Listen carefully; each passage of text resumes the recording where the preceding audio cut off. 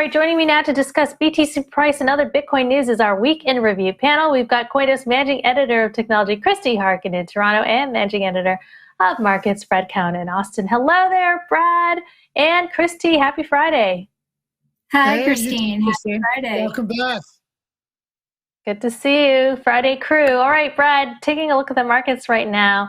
There is a lot of volatility out there. We started the week with a nosedive, a short rally following Fed Chair Jerome Powell's confirmation hearing of the 7% inflation report. A dip this morning and now positive territory. What's going on? You know, this has just been one of those weeks where it's just been kind of a grind in this market. We're kind of roughly where we were at this point last year, but it seems like we've traveled a lot of distance since then. We had a 6-day losing streak earlier that concluded earlier in the week, and as you say, we dipped below 40,000. Now we're back around 43,000. I mean, it just feels like a market that's kind of fighting for a direction. Some people are saying it may have hit a new bottom, and so we might be going up from here. Although, a lot of analysts are also saying it appears like we're kind of stuck in the zone between 40,000 and 44,000. There was an interesting article on oil versus Bitcoin by a commodities senior reporter at Bloomberg that you wanted to bring up. Tell me a bit about what we're seeing here. Yeah, this was by our one of our newer reporters, Angelique Chen, and she just looked at a note that was put out by Mike McGlone, who's the Bloomberg intelligence analyst. And McGlone is known, he had the hot hand last year. He was kind of the first one to really prominent kind of Wall Street-oriented analyst to predict that Bitcoin would go to $50,000. And of course, we did hit that last year, and so he won some credibility for that. He also predicted $100,000, which we have not yet. We're pretty far away from that. But his point was, just look at the supply and demand of commodities, and look at the supply and demand of Bitcoin. And, it kind of gets back to this idea that Bitcoin may have a winning hand versus a lot of other investment possibilities that you might choose, in terms of the supply and demand, just reminding us that, Bitcoin has this sort of fixed supply issuance curve. And, maybe what we're seeing in the price right now is there's not a ton of people aping into crypto all of a sudden. There's steady demand. But, it also has this technological story. Anyway, it was a cool piece about just comparing Bitcoin with oil and copper, where you see prices go up and you see more supply. Bitcoin price goes up, supply stays the same. So it's very different from other commodities in that sense. Well, we have been seeing a lot of interest in Bitcoin in countries like Turkey. A lot of Turks have been buying up Bitcoin amid the plunging lira there, according to a Wall Street Journal report. Also, Bill Miller came out this week saying, legendary investor, billionaire investor, of course, saying that he has 50% of his net worth in crypto. So we see that. But this news coming amid the Labor Department, or rather the latest report on inflation, up 7%, 4-decade high, but it wasn't as bad as expected. How do you think that is impacting price, Brad? It is fascinating. Bitcoin over the past year and a half really has started to trade on these, economic reports. There's so many people who are now trading it as an inflation hedge that it's kind of a self-fulfilling prophecy. This report this week, yes, we did have, the core inflation, including food and energy, accelerated. The headline inflation went to a 4-decade high. I guess there are probably some, there's always these whisper numbers in the market, what people really are worried about. And maybe people thought it would be a lot higher. And again, people always just jump to the next logical conclusion was, what does it mean for the Federal Reserve? And it didn't really change anything in terms of the Federal Reserve's plans. Well, Powell had his hearing this week. Fed Chair Jerome Powell has been renominated for the position. He had his confirmation hearing before Congress. Any takeaways you had from that? He pretty much stuck to the script, and in terms of monetary policy, it looks from all indications, it looks like they're going to wind up their asset purchases in March. They're probably going to do their first interest rate hike in March. They may have 3 or 4 interest rate hikes this year. That'll be the highest we've had in interest rates in like 2 years. So it'll be interesting to see how that happens. But again, everything is sort of priced into the market now. There haven't really been too many surprises this week. All right, shifting over to another tech titan that has been grabbing headlines, Jack Dorsey, formerly CEO of Twitter, now CEO of Block, formerly Square.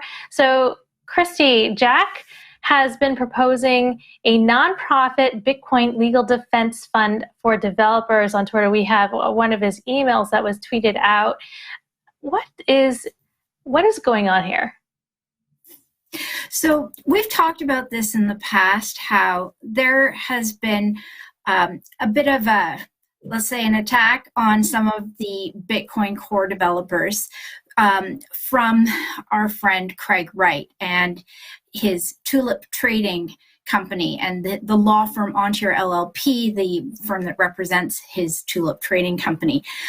It all kind of revolves around the whole claim that Craig Wright has that he says he's Satoshi and all of the things that accrue to him from that. And it's been a real thorn in the side of developers who just want to get on with the development of things. In fact, when one of the developers quit, Jonas Schnelly quit in October, he said his interests shift and you can't do much about it. But on top of that, he said, I feel that the legal risks for Bitcoin developers are increasing year by year, which can be stressful. And new contributors should probably join anonymously, which is tricky to do. And so those vague, a bit of a paraphrase, but essentially what he said in his tweet or when he quit. So what Dorsey is doing, along with Chain Code Labs co-founder Alex Morkos and academic Martin White, is they've put together this Bitcoin Legal Defense Fund. And what they're going to do is run point on coordinating the defense against Craig Wright's Tulip Trading Company lawsuit, which is really hampering the developers in relation to a breach of fiduciary duty with regards to the theft of crypto from the Mt. Gox hack, which is, again, something else I've talked about in the past. This is a lawsuit in which Craig Wright says that developers should somehow, don't know how, issue an unspecified form of code that will allow him to gain control of the funds in this infamous 1FX wallet. Now, this wallet has its own history. It was connected to the Mt. Gox hack. The money in it was money that was stolen from Mt. Gox. And Craig Wright says, hey, that's my wallet and I want the Bitcoin from it. And of course, the people who actually lost money in the Mt. Gox hack are going, okay, cool. If you get it, can we have our money back, please? That was stolen. Now, that is a weird thing, but also I don't know how, nobody knows how he expects the developers to somehow roll back time and give him back. That's not how blockchains work.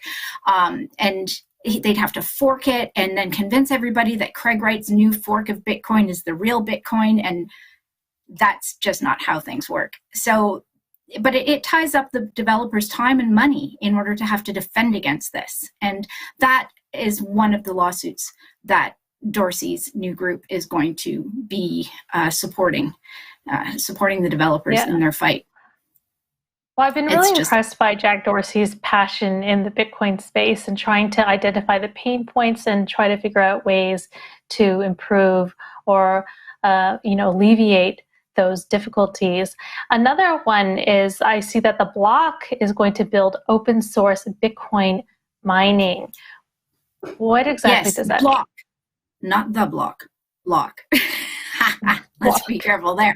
So Block, formerly Square, is looking at pain points that they can address to make mining more efficient, Bitcoin mining. So they're looking at performance and open source solutions and system integration ideas all together. This was first announced in October of last year, but now they've come out with some more details of things that they want to look at. So they're looking at availability, how to make mining rigs more accessible and affordable, which will help with decentralization and security of the network.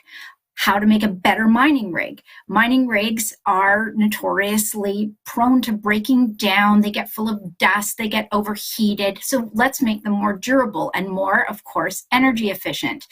That's a big, big concern about Bitcoin mining, is how much energy it uses. So how can we make the rigs more efficient and less noisy? Because nobody wants to have a noisy machine in their home. And if we can create a situation where people can actually go back to the day of, maybe some home mining, some extra mining power distributed in areas that aren't concentrated into zones that are incredibly energy efficient and subsidized, and having, a big company have to own all the machinery.